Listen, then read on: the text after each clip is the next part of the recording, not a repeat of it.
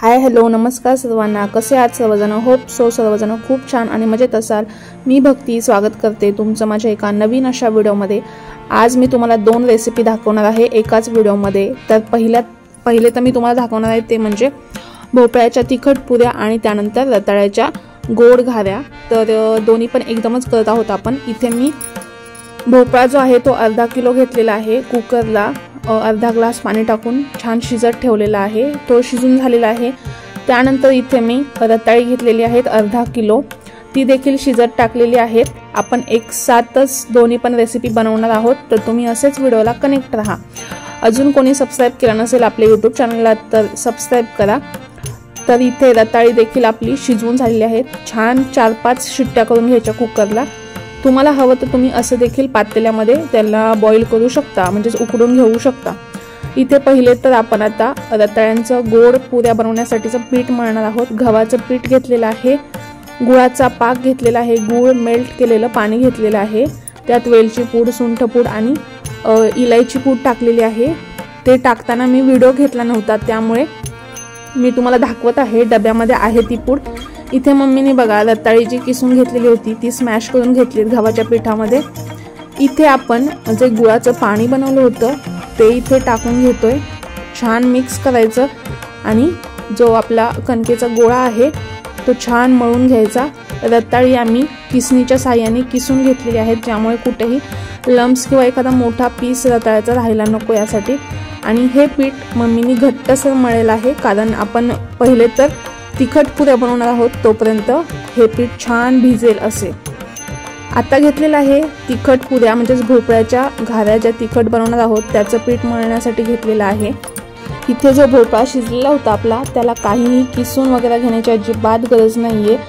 त्याला मी स्मॅश करून घेतलेलं आहे त्या पाण्यामध्ये आपण अर्धा ग्लास पाणी टाकलं होतं बॉईल शिजण्यासाठी। तेवढ्याच पाण्यामध्ये मी त्याला स्मॅश करून घेतलं छान बारीक, आणि स्मॅशरनी छान बारीक झालं। यामध्ये लम्स वगैरे किंवा एखादी गुठळी वगैरे अजिबात राहिलेली नाहीये। गव्हाचं पीठ घेतलेलं आहे, चाळून अंदाजे घेतलेलं आहे सर्व काही। तरी पण तुम्हाला जर काही प्रश्न असतील तर तुम्ही कमेंट बॉक्समध्ये नक्की विचारा, मी नक्की त्याचे रिप्लाय देण्याचा प्रयत्न करेल जर तुम्हाला काही अडचण असेल तर, यामध्ये काही समजलं नसेल तर।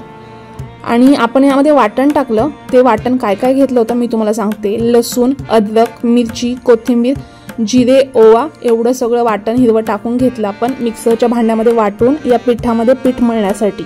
आता आखाड महिना असल्यामुळे आखाडामध्ये हे आखाड असं तळला जातो आमच्या इकडे। यामध्ये कापण्या असतात, गव्हाच्या कापण्या गुळाच्या पिठामध्ये मळलेल्या, त्यानंतर अशा पुऱ्या घाऱ्या असे प्रकार बनवले जातात। तुमच्या इकडे काय काय बनवलं जातं हे मला कमेंटमध्ये कळवायला नक्की विसरू नका।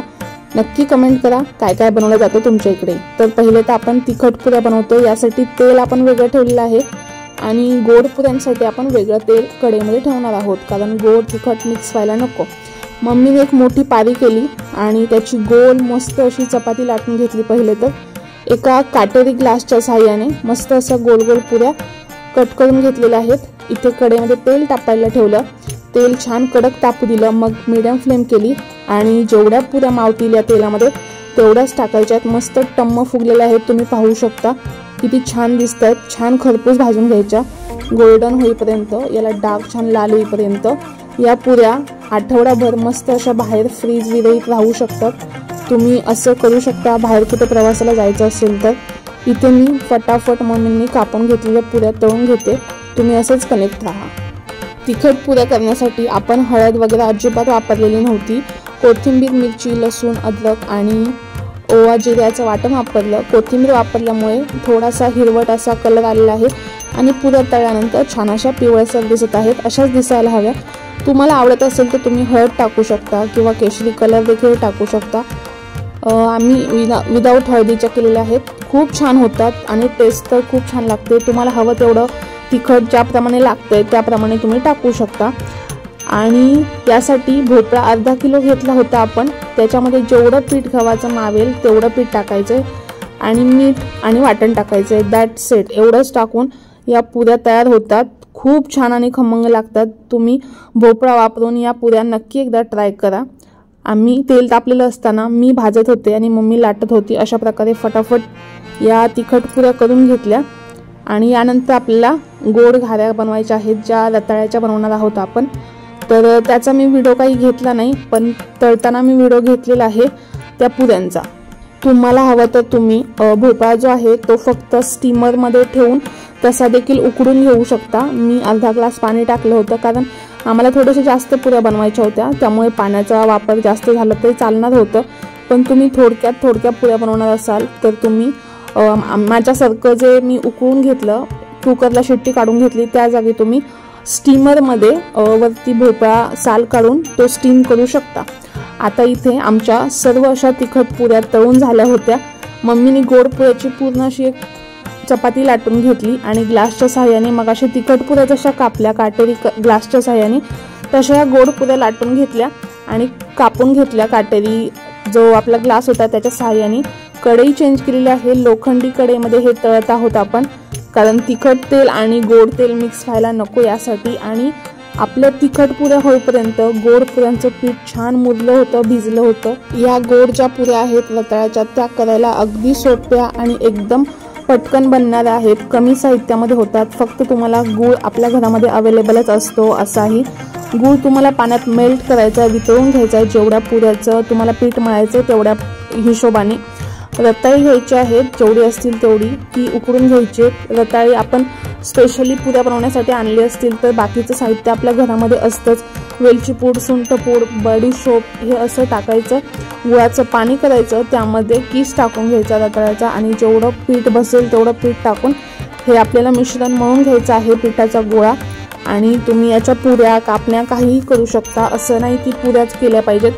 तुम्ही ज्या गव्हाच्या आपण कापण्या बनवतो त्याप्रमाणे या रताळ्याच्या कापण्या देखील बनवू शकता, फक्त आकार चेंज होतो। जिथे आपण पुरी बनवली तिथे तुम्ही कापण्या बनवू शकता। काही जण रताळ्याच्या चपात्या लाटून त्या भाजून देखील तशा प्रकारे घाऱ्या करतात। तर अशा प्रकारे एकदा नक्की करून बघा, खूप छान आणि टेस्ट तर खूप छान लागते। वेलची पूड टाकायची नसेल टाकायची तर काही हरकत नाही, असंच गुळाच्या पाण्यामध्ये रताळं गव्हाच्या पिठामध्ये मळून तुम्ही याच्या पुऱ्या बनवू शकता, खूप टेस्टी होतात। लोखंडी कढईमध्ये यासाठी तळते कारण जास्त तेल लागत नाही आणि छान खरपूस भाजले जातात आणि लोखंडी कढईमध्ये केलेलं चांगलंही असतं। तर आमच्या आखाड्याचा हे 2 पदार्थ तळून झालेले आहेत। तर तुम्हाला या दोन्ही पण रेसिपी कशा वाटल्या हे मला कमेंट करून कळवा। तुमच्या इकडे कशा प्रकारे बनवले जातात हे पण तुम्ही सांगू शकता। इथे मी फटाफट तळून घेत होती आणि मम्मी खाली लाटत होती, त्यामुळे पटापट होत होतं, कारण तेल पण जास्त जळत नव्हतं आणि थोडंसंच तेल टाकलं होतं, कारण हे गोड तेल आपल्याला परत कशाला वापरता येईल माहिती नाही। गोड पदार्थालाच वापरावं लागेल, चाळून ते पण म्हणजेच स्ट्रेन करून तेल जे आहे ते गोड खाली गाळ राहतो ना काळा, त्यामुळे। तर छोट्याशा कढईत असं मी तळून घेतलेलं आहे। तुम्ही देखील असंच ट्राय करू शकता। दोन्ही रेसिपी तुम्ही घरी ट्राय करून बघा, कशा झाल्यात हे मला कमेंट्सद्वारे कळवा। आणि अजूनही तुम्ही आपल्या यूट्यूब चॅनलला सबस्क्राईब केलं नसेल तर सबस्क्राईब करा, बेल आयकॉन प्रेस करा, तुमच्या फ्रेंड्स अँड फॅमिलीला आपलं चॅनल शेअर करा, रेसिपी शेअर करा। तर मस्त अशा पुऱ्या बनवून झालेल्या आहेत। शेवटचा घाणा मी तळून घेते 7 ते 8 पुऱ्यांचा आणि मग खाण्यासाठी रेडी आहेत। गोड पुऱ्या जास्त दिवस टिकत नाहीत, कारण रताळं हे थोडंसं ओलसर असतं, साधारण 2 ते 3 दिवस टिकतात, कारण यामध्ये आपण गूळ वापरलेला आहे, त्यानंतर वेलची पूड, रताळे वापरलेले आहेत। तर चला भेटू नेक्स्ट व्हिडिओमध्ये। Thanks for watching.